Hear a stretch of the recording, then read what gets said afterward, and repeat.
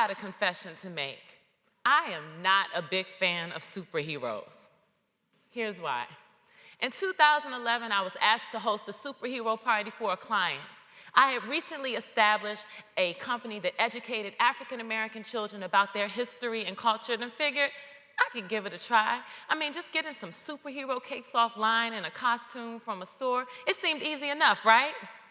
Well, when I started planning that party, I ran into some unexpected challenges. First of all, when I tried to buy my costume, I found it impossible to find one that would be appropriate.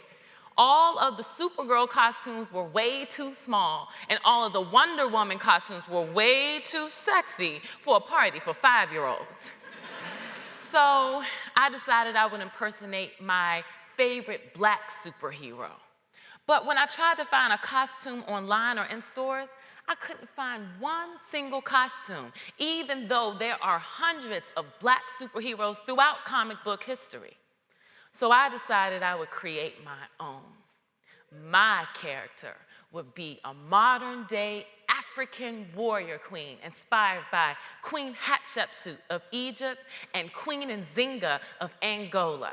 She would be Wonder Woman dipped in chocolate and wrapped in kente cloth. Her royal powers would be educating children about their history and culture and enriching them. What could I call such a character? I got it. Culture Queen. Now, the party was a hit. The kids loved it, the parents loved it, and I did many more, but I was becoming increasingly uncomfortable with this superhero theme.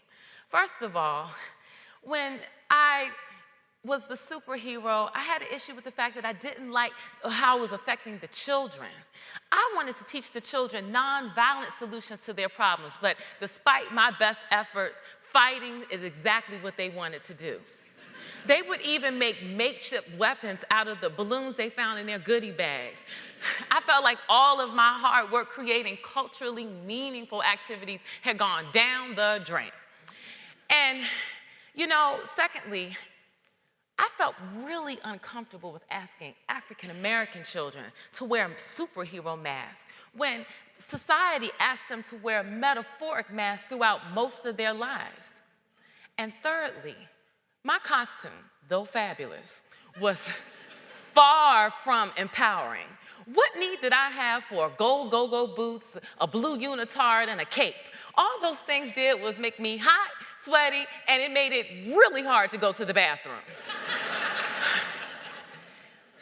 Lastly, how in the world was I supposed to show people how to fly or have superhuman strength without the grade of professional grade pyrotechnics?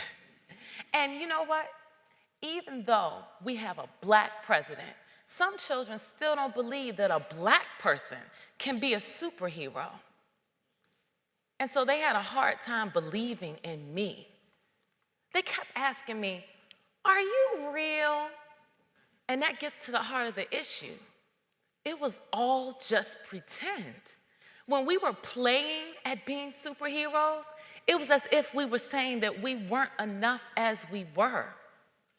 What we had to do was go from pretending to making believe.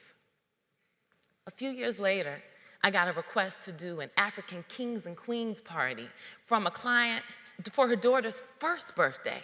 She said to me, "I want my daughter to know that she comes from African royalty." Now, her request resonated with me because, see, I grew up reading about kings and queens of Africa from all over history.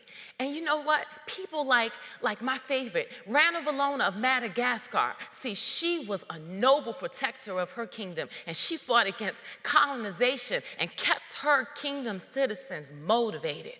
And my other favorite, Mansa Musa of the Mali Empire. Now, he was a wealthy visionary who had a global impact. These are the type of people who inspire me, activists, game changers, visionaries. And these are the type of people that I wanted the children to know about too. So I reworked my Culture Queen character. The new and improved version is a real human being who, like her forebears, possesses innate character strengths, and she holds herself to higher standards, and her community too. As queen of the culture kingdom, I welcome children into our kingdom, and I let them know that as royal citizens, they possess these powers too.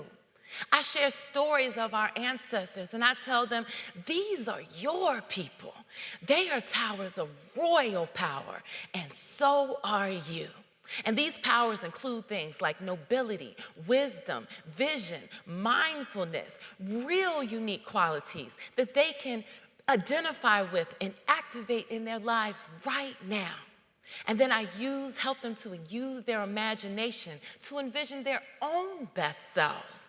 And then we use empowering children's music, movement, and storytelling to help them to live into those best selves. That's what it means to be a citizen of Culture Kingdom. I realize now that Culture Kingdom isn't a place that we leave at the end of our program. Culture Kingdom is a state of being, not just for the kids, but for me too.